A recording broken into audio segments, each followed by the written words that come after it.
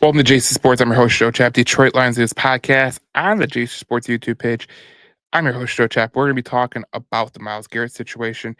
Should we add him? Should we not add him? And why the Lions should look at trading for Myles Garettt. But we're also going to provide commentary for the people that don't want to add him, because I figure there's both sides of the equation and both sides can be right.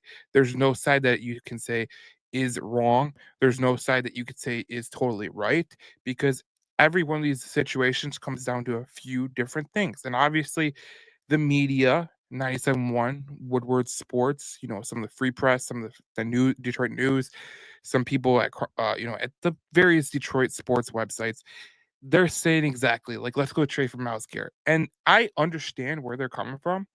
When you think about trading for Myles Garettt, you think about a guy who is a potential Hall of Fame player, one of the best defensive ends in the NFL, one of the best defensive ends last year in the NFL, even with the hurt foot and even with a horrible team like Cleveland.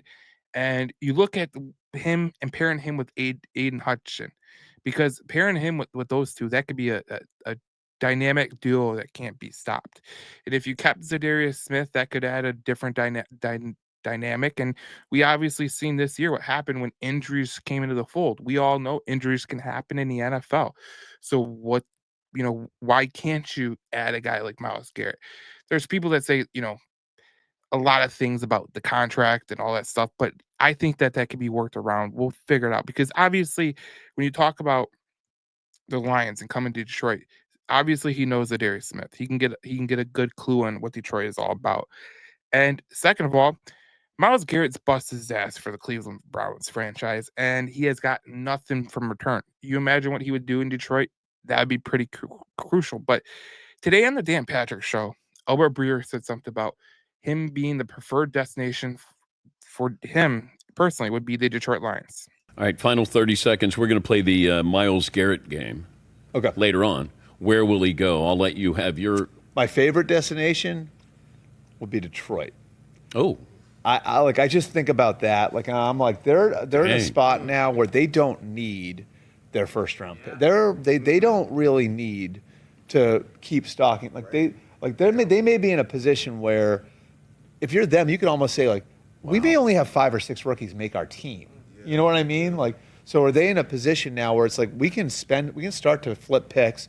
If you're them and you lost all of these coaches and you want to flip the momentum and kind of keep things going in the right direction, I mean, God, the idea of Myles Garettt opposite Aiden Hutchinson, I mean, like that to me is really intriguing. And so, I mean, I think Detroit's in this championship window, and like, they had so much momentum, and then the ugly loss to Washington, and they lose 6 or 7 coaches, and it's like looks like, oh God, are they missing their window? What's the easiest way to flip that? That's interesting. Yeah. I like that. So you heard Albert Breer in that segment with the Dan Patrick Show. Shout out to them. Great interview that they did with Albert Breer. But you heard Albert Breer talk about a window. And I think a lot of times the window can be misconstrued, right? If you draft a good player in a draft before, you can open up another window. There's so many chances that you could open up another window. It's not the window closes and this is the end of it. We've seen it with the Buffalo Bills. We've seen it with the Baltimore Ravens. We've seen it with these teams that have stayed good for a while. Obviously, a team like the Bengals, they're in a window that might close because of certain situations. But if you draft well, the window is always open in my eyes. So does Brad Holmes draft well? Yes. Would getting a player like Myles Garettt cost compensation? Absolutely. It probably cost you 2 first-round picks. But in the grand scheme of things, if you look at it from this broad spectrum of what Myles Garettt would cost and what you're getting in the draft, we all know how Brad Holmes drafts. We all know that he hasn't made this big grandiose trade to get a guy like Myles Garettt in here. He's had opportunities, but obviously we know he called on Max Crosby at one point. We know that he's been very proactive in his approach. And when a guy like Myles Garettt comes along, will the Detroit Lions add a player like that? And here's what Brad Holmes had to say about adding in all areas. When we were at full health, I thought our pass rush was pretty good. I thought the whole defense. I think it was self-explanatory in terms of the numbers of what we were able to produce before that attrition happened. But honestly, we'll always look at all areas, and we'll always add competition at all areas. Look, you guys have seen us do it before. We drafted an inside linebacker in the first round when we had a pretty damn good linebacker room at the time. We double down that we don't really go into it with that mindset. We just try to just add the best players that we think is fit, add the best competition. Obviously, free agency will be upon us quickly. That's when you kind of can do the fun stuff of the depth chart and filling in holes on the depth chart. But after that, we'll just kind of just find the best players. So based on that press conference, he said the best, free agency you can add, have fun. This is a spot where Detroit can have fun because I imagine Myles Garettt will be dealt in the next couple weeks after the Super Bowl. I imagine so. And I imagine that there's teams lining up like Chicago, Green Bay could be lining up, Minnesota could be lining up. Someone in the NFC that you are going to be in direct conflict with is going to come up to play. And, we talked about the window. I have a clip later that I'll play for you about the window. That's going to be why I think that, there are certain people that are hesitant about this trade. But I just want to put you this right here. Myles Garett's stats last year, he had 14 sacks. That was second in the NFL. He had 3 forced fumbles, which was tied for 9th in the NFL. And when you look at who you are going to be playing next year, look at these quarterbacks that you are going to be playing. You are going to be playing Caleb Williams, who could be good, could not be good. Jordan Love, either J.J. McCarthy or Sam Darnold, or maybe Daniel Jones for Vikings, Dak Prescott, Baker Mayfield. You got Steelers unknown, Giants unknown. But look at the road. You got to go play the Vikings, the Bears, and the Packers, obviously. But you go play Joe Burrow. You go play Patrick Mahomes on the road. You go play Jaden Daniels on the road. Jalen Hurts on the road. Matt Stafford on the road. Lamar Jackson on the road. I'm not saying you have to go get a guy because of the teams that you're playing, but it's obvious that the teams that you are playing next year are very, very good. So the reason that I think the Lions should go after Myles Garettt is because of their schedule next year. When you look at this schedule and you just think to yourself, you're going to play Joe Burrow, Jaden Daniels, Patrick Mahomes, Jalen Hurts, Matthew Stafford, Lamar Jackson, Baker Mayfield, Dak Prescott, Caleb Williams, Jordan Love. There's a lot of guys that you're playing. So would I be interested in adding a guy like Myles Garettt? Yes, because the quarterbacks that you are going at next year, playing against next year, they're dynamic. Make no mistake about it. And the AFC North is a division that you're going against. Myles Garettt has a lot of time spent in the AFC North. He knows Lamar Jackson. He knows Joe Burrow. He knows, he knows those two guys. Those are two of the elite guys in that conference. Obviously, with the Browns, they don't got a good quarterback. And obviously, with the Steelers, we don't know who their quarterback could be. I just look at their schedule next year and I go, okay, I can make the case of why I think the Detroit Lions should be traded for Myles Garettt. I make no bones about it. They have a good shot to win a Super Bowl next year.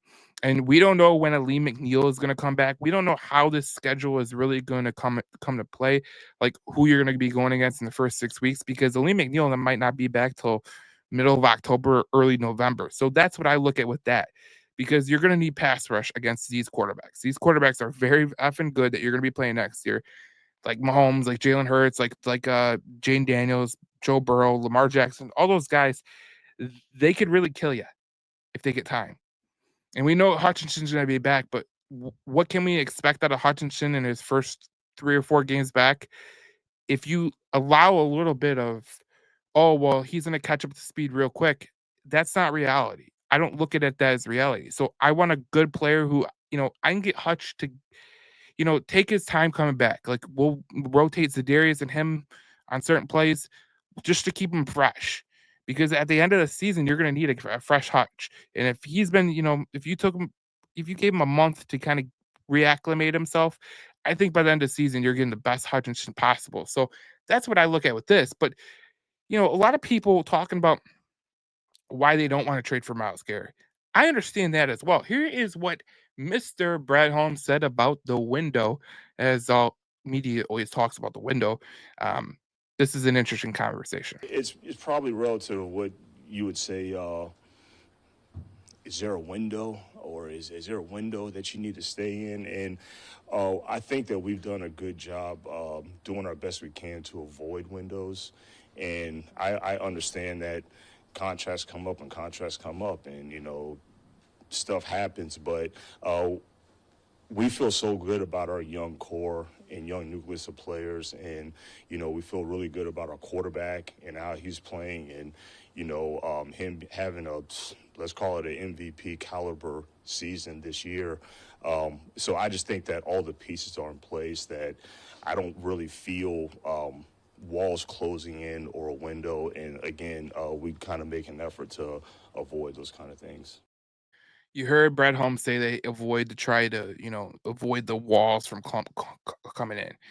And what he means by that is they try to draft extremely well year after year. And if you give up draft capital, what you get yourself into is a thing called the window, because it does happen. Unless you draft a guy that's a elite guy in the third or fourth round, you do get yourself in this window. And I think Brad Holmes tries to avoid that to kind of open the window up because, like, look, he came in here. Last year, they went to the NFC Championship game. This year was kind of a disappointment, but we knew what was happening with this team. They were injured beyond belief. And Brad Holmes is going to try to keep this window open. And a guy like Myles Garrett could potentially close that window, faster. Especially since you got to extend guys like Herbie Joseph and Hutchinson and JMO, and extending guys like that are going to cost some money. You're going to lose at least one, so be ready for that. But a lot of people that are not in favor of the Myles Garrett trade, that's exactly the reason they're not in favor of the Myles Garrett trade, and I can't blame them for that. I mean, there's things that I disagree with wholeheartedly, but it depends on. Here's the thing: if you want the window to be open and you don't want to take a shot at going to win a Super Bowl, I just look at it like this: if someone in the NFC gets Myles Garrett, if the Commanders got Myles Garrett, what would that mean for you? What would it mean for you? And like I said earlier in the video, I think that if you could trade for Myles Garrett, especially next year, that's going to open up so many opportunities for Hutch to get acclimated to the system really good. He's come back off an injury that's a terrible injury. We know that he's going to come back all ready to go. But just the 4 weeks in the beginning of the season is gonna be the kind of a acclimation period. He's gonna need it. He's just gonna need it. When guys come off injury, even off the off season, they need a little bit of game action to get them ready, and that's kind of what's gonna happen. So, the people that don't wanna trade for Myles Garrett, I understand it, okay? I do understand what you're trying to say. You wanna keep the draft picks, um, because Holmes is a incredible drafter. The people that don't want to, do want to trade for Myles Garrett, they want him because they think that he could put this team over the top, which he absolutely could put him over the top. And I see both sides of it. Ultimately, I think they should trade for Myles Garrett. And I think it's very key to look at the pluses and the minuses of this trade. And if you make the wrong move and it comes back to haunt you, well, you got to live with it. But I think that the way your schedule sets up next year, the way you have expectations next year, losing the coordinators you lost last year, and getting Kelvin Shepard to elite defensive ends, that could make your whole secondary. I'll leave it like this. Would you rather sign Carlton Davis to a 4-year contract, or would you rather sign a trade for Myles Garrett? It's a very key question because it's going to be one or the other. And I think that if I'm being completely honest with yourself, I'll put Shaw, Amik Robertson, and Terrion Arnold next year, and I'll take my lumps. But I think that this duo of Garrett and Hutchinson could be a very dynamic duo that could make any team. Str- let's- it- They would be, if you're a quarterback, you would be pedaling in your boots because you got two elite edge rushers come off the edge with Ali McNeil up the middle when he gets healthy. That's a very interesting thing. So we'll see what happens, especially in the coming weeks and all that. So follow along, subscribe to JC Sports. We'll have more Detroit Lions news stuff on JC Sports, all Detroit sports content on JC Sports. So stay tuned to that on this YouTube channel, JC Sports. Thank you for watching. We'll see you in the next video to talk more Detroit Lions football.